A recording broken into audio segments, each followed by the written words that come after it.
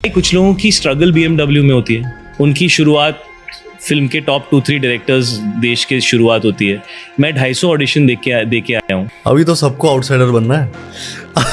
अभी तो Hindi medium movie का ये सीन तो आपको याद ही होगा, जहाँ दीपक डोबरियाल खुद को खानदानी गरीब बताते हैं, वही नए नए गरीब हुए इरफान खान कहते हैं कि भाई हम भी गरीब ही हैं, वो तो गलती से अमीर हो गए थे। ऐसा नहीं कि पहले गरीब थे फिर अमीर हो गए फिर गरीब हो गए, नहीं हम शुद्ध गरीब हैं। अरे हम भी खानदानी गरीब हैं, वो तो गलती से अमीर हो गए थे हम लोग, फिर वापस गरीब हो गए। फिल्म में इरफान खान सर का ये कैरेक्टर बॉलीवुड के न्यू लॉर्ड्स ऑफ सस्ता स्टार पे बिल्कुल फिट बैठता है, जिनके पास करोड़ों की वेल्थ है, लग्जरी कार्स है, लेकिन एक लेविश लाइफ होने के बावजूद वो अपनी स्ट्रगल जर्नी ऐसे बताते हैं जैसे इनकी अम्मा दूसरों के यहाँ बाई का काम करती है और बाप रोज दारू पी के हंगामा करता है। सबके फोटो आ रहे थे, my new car, my new flat, my new this, and you are travelling in buses and rickshaws कि भाई बैंक अकाउंट जीरो। एक दिन मैंने अपने आप को देखा, आंखें एकदम मतलब 24 घंटे हमारा काम चलता था यार, बहुत हार्डवर्क हुआ करता था, थैंकलेस हार्डवर्क, और आंखें में वो डार्क सर्कल्स आ गए थे, पेट निकल आया था। मैंने कहा यार इस हालत में तो मैं कभी एक्टर बनूंगा नहीं। इनकी PR पार्टीज ऑलवेज इनके आगे पीछे डोलते हैं भंवरों की तरह, और इन्हें डाउन टू पाताल दिखाने के लिए इतने डिस्परेट हैं, जिसमें कभी ये लोग घर का खाना खाते हुए दिखते हैं, वो भी हाथ से खा रहा है। क्या हो रहा है? इडली हाथ से इडली नहीं आता मुझे हाथ से खाने। मैं तो सब कुछ खा लेती हूँ हाथ से, मैगी नूडल्स भी। जिसके अब्बू जान के पास 1800 करोड़ की वेल्थ है, वो पब्लिक ट्रांसपोर्ट यूज करता है।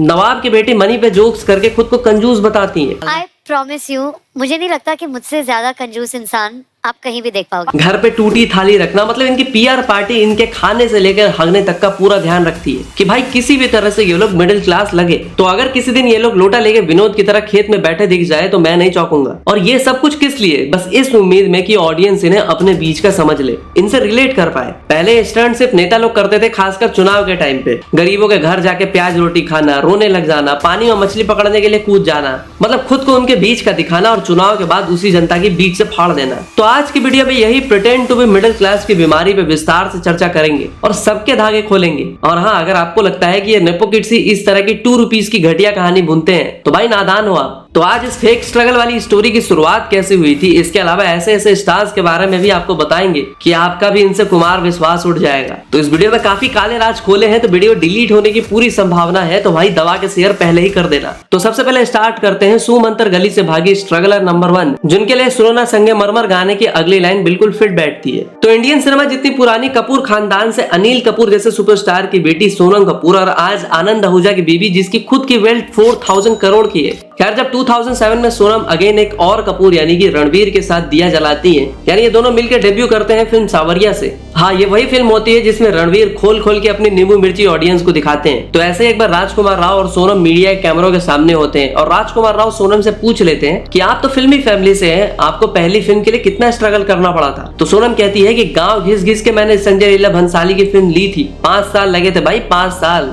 Being a star son or star daughter, how much it helps? But do you think it helps? I think it helps. I think it helps getting your first film. Then eventually, I think your work speaks for yourself. You think But I think it helps in getting your first film, first break. It took me 5 years to get my first film But then you got it with Sanjay Leela Bhansali. because I auditioned my ass off. So dad's like, who do you want to assist? I said I want to assist Sanjay. झूठ बोलो, बार बार झूठ बोलो। देखो, audience भी ये fake struggle वाली story पे आंख मूंद के विश्वास कर लेती है, लेकिन भाई सच छुपता नहीं छुपाने से। तो आगे चलकर सोनम खुद ही कह देती है कि उन्हें नहीं, फिल्म के डायरेक्टर यानी कि SLV को 1.5 साल लगे थे उन्हें मनाने के लिए कि आप प्लीज सावरिया कर लीजिए। 22 की थी जब सावरिया रिलीज हुई, तो आपको लगता है कि सावरिया आपको इसलिए मिली क्योंकि आप 5 साल उनकी असिस्टेंट थी? नहीं, मुझे सावरिया पहले दिन पे ही मिली थी, my first day my job. अच्छा, as an assistant director. Sanjay Bansali को करीब 1.5 ईयर लगे मुझे कन्विंस करने को कि प्लीज आप मना कर रही थी। और यही नहीं, अभी और सुनिए। सोनम कपूर कई बार कह चुकी हैं कि जब वो 15 साल की थी तब वो किसी चाइनीज रेस्टोरेंट में वेटरेस का काम करती थी पॉकेट मनी के लिए, लेकिन 15 साल की सोनम उस रेस्टोरेंट में 15 दिन भी काम नहीं करती, ये बात वो अक्सर बताना भूल जाती है। और सोनम ही नहीं, उनके पापा अनिल कपूर जो कि फेमस प्रोड्यूसर सुरिंदर कपूर और बोनी कपूर के भाई हैं, वो कई बार कह चुके हैं कि हम तो मिडिल क्लास लोग हैं, हमें तो पैसा सिर्फ फिल्मों में और पड़ोसी की तिजोरी में दिखता था। नहीं, हम लोगों ने गरीबी देखी है। हाँ, तो अब अगर हम बात करें अपनी अगली स्ट्रगलर की, तो वो भी आती है कपूर फैमिली से ही। Gone more than 3 days without showering. Ew. No. Ew. देखो आज साउथ हो या बॉलीवुड, हर फिल्म की पहली पसंद सोशल मीडिया से लेके थिएटर्स हर जगह छा चुकी 66 करोड़ के नेट वर्थ वाली जानवी की 2022 में जब फिल्म आती है मिली, तब जानवी एक इंटरव्यू में कहती हैं कि my social media account is for fun. मैं तो बस यूं ही अपनी क्यूट फोटोज वीडियोस पोस्ट कर देती हूँ, जिसे 5 और लोग मेरी पोस्ट को लाइक शेयर करें, जिससे मुझे कोई ब्रांड प्रमोशन मिल जाए और मैं अपनी EMIs दे सकूं। अरे दीदी, चांद या मंगल पे प्लॉट खरीद ली है क्या जो उसकी EMI नहीं दे पा रही हो? मतलब भाई जिसके पास 2024 में 82 करोड़ के नेट वर्थ है, वो अपने EMIs नहीं दे पा रहा है, और तुम लोग खुद को मिडिल क्लास कहते हो। तुम्हारा तो पता नहीं भाई, लेकिन ऐसे में मैं तो भिखारी अल्ट्रा प्रो मैक्स हूँ, जो हर महीने एक बाइक EMI देने के लिए इससे उससे उधार लेते फिरता हूँ। वेल, हाथ से खाना खाना, खुद को मिडिल क्लास दिखाना। हाथ से खाना क्या हो रहा है? इडली हाथ से इडली नहीं आता मुझे हाथ से खाने। मैं तो सब कुछ खा लेती हूँ हाथ से, मैगी नूडल्स भी। खुद के लिए प्लास्टिक्स वाले जोक्स मारना। I cannot wait to eat. Here we're gonna say it's plastic. Who cares? Even झूठी कहानियां बुनना, फिर उसमें खुद ही फंस जाना। एक सिंगिंग टीचर घर आई थी और सेशन के बाद एक्चुअली पापा चाहते थे कि मैं सिंगिंग सीखूं, तो उन्होंने कहा था कि मुझे कुछ नहीं कहा, सीधा पापा को जाके उन्होंने कहा कि कुछ लोगों के लिए नहीं होता है, छोड़ दीजिए ना। मेरे स्कूल में क्वायर परफॉर्मेंसेस होते, सबके सामने माइक रखा गया था, मेरे माइक को जानबूझ के ऑफ किया गया था। No, this can't be true. देखो, आगे बढ़ने से पहले एक बार ये जानना जरूरी हो जाता है कि ये फेक स्ट्रगल स्टोरी की शुरुआत कैसे होती है। तो इसकी शुरुआत होती है लेट 90s एंड अर्ली 2000 के टाइम पे, जब सोशल मीडिया आने वाला होता है। तब हर कोई अपने आप को ऑडियंस के बीच का बताने के लिए खुद को गरीब से गरीब दिखाकर सिंपैथी बटोरने की कोशिश में लग जाता है, और ऑडियंस भी कहती है कि यार कितना स्ट्रगल किया है इस बंदे ने। और इस लिस्ट में छोटे मोटे नहीं, बड़े बड़े स्टार्स भी शामिल होते हैं, और इस गरीब दिखो स्टार बन जाओ योजना का लाभ काफी सारे स्टार्स उठाते हैं। इसी के बारे में मोटिवेशनल स्पीकर यानी कि अमर चौधरी साहब ने एक पॉडकास्ट में सबकी पोल खोल के रख दी थी। हमने शाहरुख खान साहब की कहानी सुनी कि जब ट्रेन में गए थे मुंबई तक, ट्रेन के टिकट के पैसे भी नहीं थे। हमने पंकज त्रिपाठी की कहानियाँ सुनी कि एक गांव से निकला आदमी, देखिए कितना संघर्ष करके बॉलीवुड में पहुंचा है। हमने नवाजुद्दीन सिद्दीकी की कहानियाँ सुनी, हमने गोविंदा की कहानियाँ सुनी, विरार का छोरा, टिकट के पैसे भी नहीं थे। हमने अक्षय कुमार की कहानियाँ सुनी कि रेस्टोरेंट में वेटर था। फिर मैंने पढ़ा कि अक्षय कुमार साहब डॉन बॉस्को में पढ़ते थे। ये कौन सा संघर्षशील आदमी है जिसकी पढ़ाई डॉन बॉस्को में हुई थी। फिर मैंने सुना शाहरुख खान की मम्मी जो थी इंदिरा गांधी जी के साथ थी, उनके नाना जी शहनवाज हुसैन साहब 1947 में सुभाष चंद्र बोस जी की आज़ाद हिंद पार्टी में थे। ये कौन सी आज़ाद हिंद जो फौज बनाई थी, ये कौन से संघर्षशील लोग थे। शाहरुख खान के 10वें बर्थडे पे उनके पिताजी ने कैमरा गिफ्ट दिया था। आप बताइए, आपके बर्थडे पे जब आपका 10वें बर्थडे था, पिताजी पे थे कैमरे देने के पैसे? बात बिल्कुल सही है। सार्की की वो 1500 रुपए लेके बॉम्बे आने की स्टोरी की बात करें तो वो कहते हैं कि उनका कोई कनेक्शन नहीं था, उनका कोई फिल्मी बैकग्राउंड नहीं था। अब भाई जिसकी अम्मी मजिस्ट्रेट थी, पापा के काफी सारे बिजनेसेस थे, रेस्टोरेंट था, 1980 के दौर में क्लब जाता था वो बंदा, उसके पास कार थी। आप ही बताओ कि मिडिल क्लास कैसे हो सकता है। अक्षय कुमार की बात करें तो वो कहते हैं कि वो वेटर थे थाईलैंड में। जो लड़का डॉन बॉस्को से पढ़ता है, जिसके पापा यूनिसेफ में अकाउंटेंट होते हैं, जिनकी फैमिली पाली हिल सोशल सर्कल का पार्ट होती है, जिसके parts Bollywood celebs like Dimple Kabadia वगैरह होते हैं, तो सीधी सी बात है कि आपकी हाई सोसाइटी कनेक्शंस पहले से ही थी। और अक्षय कुमार का बैंकॉक जाना उनके फर्दर स्टडी के लिए था, ना कि वहां जाकर वेटर का काम करने के लिए। और यही नहीं, इस लिस्ट में और भी काफी सारे लोग शामिल है, जैसे कि सलमान खान, जो कि एक famous actor screen writer Salim Khan के बेटे थे। वो आईफा 2022 में कहते हैं कि एक टाइम पे उनके पास कपड़े खरीदने के पैसे नहीं थे।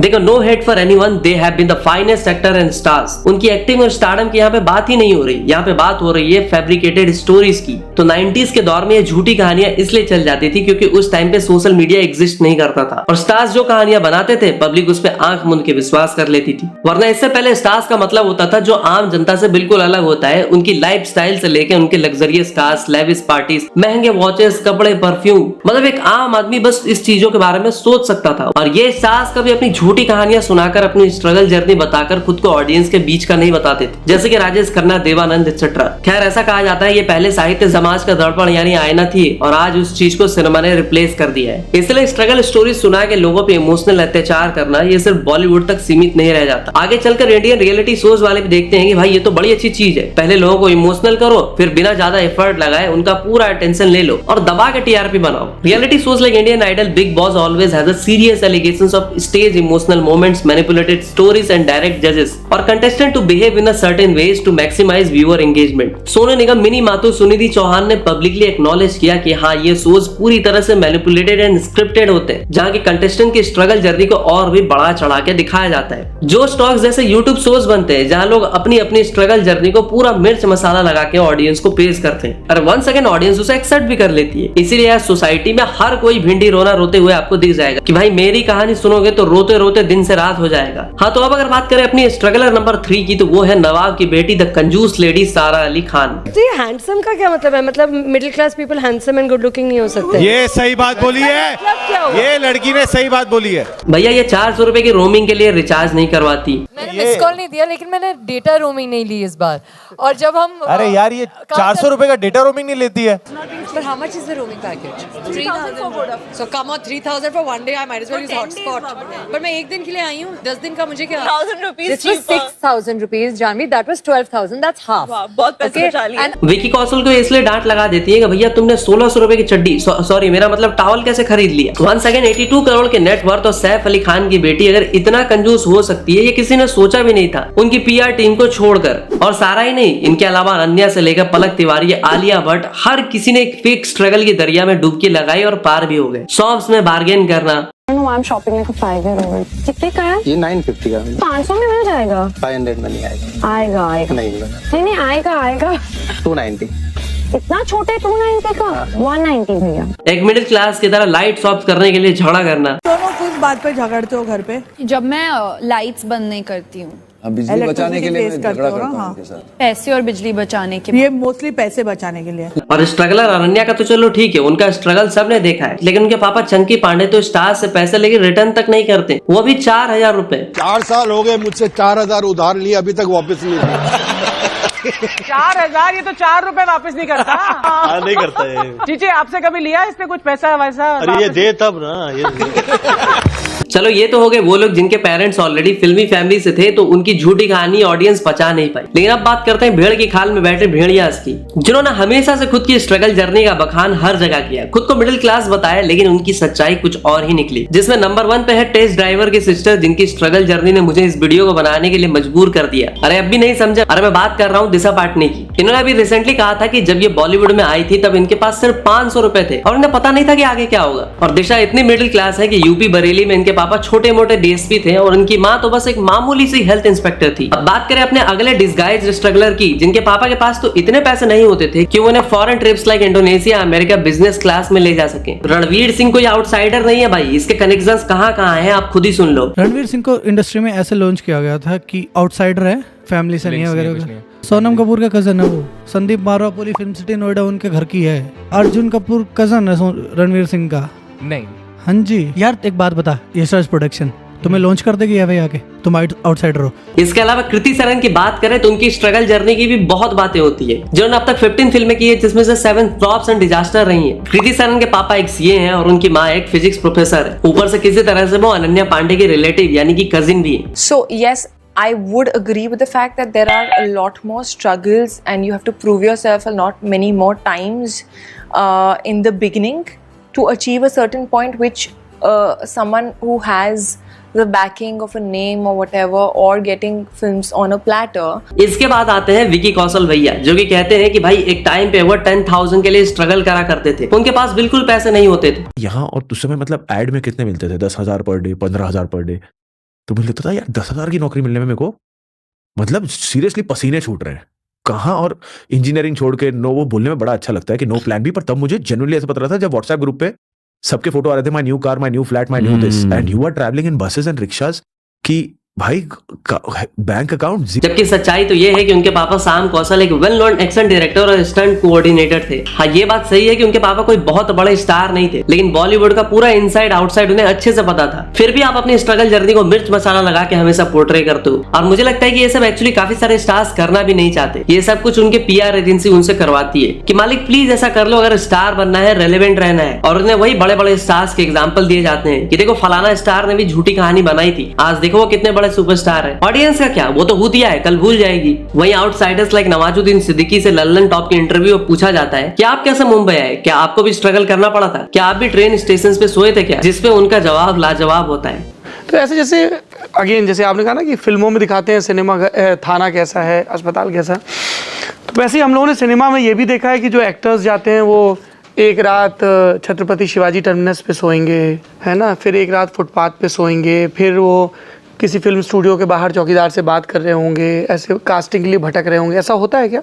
मेरे साथ तो नहीं हुआ ऐसा, कि मेरे बहुत सारे जूनियर सीनियर बहुत थे वहाँ पे, या जितने भी एक्टर्स आते हैं ऐसे थोड़ा ना कोई उल्टा सामान लिया, संदूक लिया और पहुंच गया, ऐसे थोड़ा, कुछ तो सोच के जाएगा ना। ठीक इसी तरह एक और डिस्गाइज्ड आउटसाइडर है जिनका नाम है कियारा आडवाणी, जो सालों से खुद को आउटसाइडर बताते आ रही है। अपनी कहानी सुनाते सुनाती है कई बार रो पड़ी है। It's a luxury. I wish that every single woman is able to be financially independent. I really thank my father. He always told me, he said, whatever you do in life, I want you to be financially independent. Whoever you marry, whatever you decide to do, be financially independent. Have your own identity. Don't be dependent on anyone. पर भाई कियारा जूही चावला के relative है और सलमान खान उनके mother के childhood friend थे। और सिर्फ यही नहीं, इनकी फैमिली से काफी सारे लोग फिल्मों में थे। Into a family of legends. Not many know, but your grandfather is Ashok Kumar. Great grandfather. Great grandfather is Kishore Da, and your grand uncle is Saeed Jafri Saab. So I didn't know them at all. I never met them. So again, for me, I've learned everything about them after joining the film industry. लेकिन कियारा कहती हैं कि जब तक वो फिल्मों में नहीं आई थी तब तक उन्हें कुछ नहीं पता था। इसलिए कार्तिक आर्यन भी इनके मजे लेते हुए कह देते हैं कि अभी तो सबको आउटसाइडर ही बनना है। अभी तो सबको आउटसाइडर बनना है। अभी तो शाहिद कपूर, जिनके पापा पंकज कपूर खुद एक एक्टर थे, वो भी नेपो किड से खुद को अलग बताते हैं और उन्हें ट्रोल करते हैं। कुछ लोगों की स्ट्रगल BMW में होती है। उनकी शुरुआत फिल्म के टॉप 2-3 डायरेक्टर्स देश के शुरुआत होती है।